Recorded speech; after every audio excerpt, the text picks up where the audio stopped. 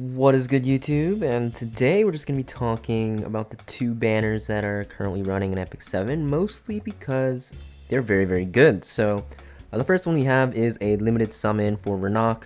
Then we also have Fire Litica. Now, at first glance, people might not be aware that these are very good banners to pull for, because Rinak, limited unit, right? She won't be available in the next triple banner summon because she's too new, and probably not available from the selector either, but she looks pretty powerful. And then we have the recently buffed Fire Litica, who is extremely strong in PvP right now. Alongside that, we also have this limited class summon banner. This one's not really worth going for. It's just better off, you're just better off buying this artifact from the Powder Knowledge shop. It's basically Rocket Punch Gauntlet. Works very well on the new boss Arunka if you have her, and any defense scaling knights. But let's just talk about the two RGB banners currently. So these just came into the rotation a couple hours ago, and they look pretty good to go for. Now keep in mind, they might be bait banners, and I'll be talking about why after I talk about the banners themselves. But Rinak herself, limited character, so just because of that has more appeal. But basically the way she works is she does a ton of fixed damage to everyone, right? She has her S3, which penetrates defense, also will scale with her speed, dispels all buffs from herself, but also will stun herself for one turn, and then she does 7,000 damage fixed to all enemies, which is very strong. And she has this unique mechanic on her S2, where every time she S2 some enemy, she will decrease their attack, health, and defense, and this pretty much remains even after they die. And she also gets spoils, which will give her attack, health, and defense. So she pretty much steals their attack, health, and defense.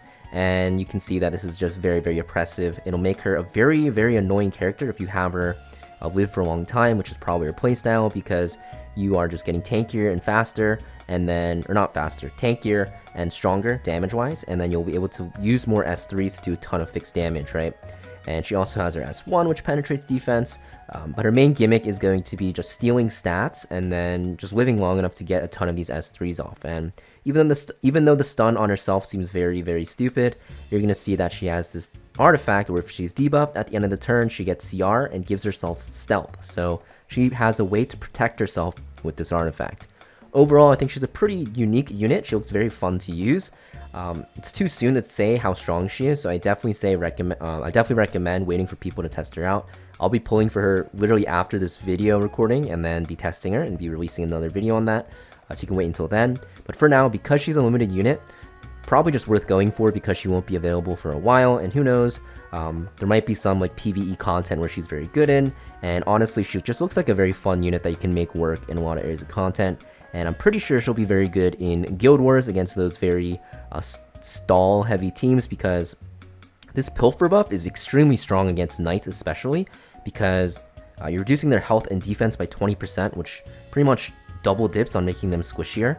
It's like pretty much having a permanent defense buff in a defense break in a sense, which is very strong. So I think she'll be very good there, and it's probably just worth going for. Now alongside that, we have Fire Litica. Fire Litica just got changed to kind of work like how Faithless Litica does. She has this S2, which will basically give her another turn in Arena. In Guild Wars, it's 75% CR, which is not the best. I think it should have just been an extra turn. She also has a bind. She can restrict as well. She can put resource reduction. And then she has her S3, which has a defense break, 100% CR pushback, skill nullifier for your entire team. And also, if you land your bind from your S2, which you can soul burn to ignore effect resist, this ignores effect resist as well. So just an extremely powerful opener right now. Not to mention, she's also just very fast. I can't really preview her stats here. But yeah, she also has this S1, which can put bleeds and detonate them, and if you put her on a decent attack build, this actually hits very hard. And she's also a ranger, so she can hold some very broken artifacts like Guiding Light and the newly buffed Landy artifact.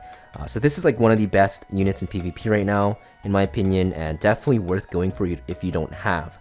However, I just want to say this might be a bait, because people are expecting a collaboration soon. And also because of the fact that Fire Litica, as good as she is right now, she's available from selectors. And if we actually go to the events that we just had, you could have picked her up from then. So most people probably already picked her up from week 1 from the Carrot Exchange. I believe you were able to select a hero here. A lot of people just went for her if they didn't have her. But if you didn't get a chance to pick her, you can actually pick her from the next week's selector, which is going to include limiteds. I don't really know if you'd want to use a limited selector on her, but if you're for some reason you do, you have the choice to do that. So, you know, even if you don't get her now, there's a lot of opportunities to get Fire Litica because she will be available from triple banner summons, which will be probably coming soon in the next few months. Also just from any selectors. So yeah, really up to you if you can wait for it, but she's very, very strong right now. And yeah, if you're hurting on bookmarks, probably smart to save and skip her unless you really need a strong opener and Lidica can fit that bill. Yeah, just wanted to talk about the banners and what we have going. I think both are definitely worth pulling for. They're very strong. The only artifact that's good here is going to be Renok's. I think you kind of need this on her to play her. So if you don't have this artifact, it's pretty much impossible to play her, I'd say, or a lot harder because that stealth is so crucial in keeping her alive.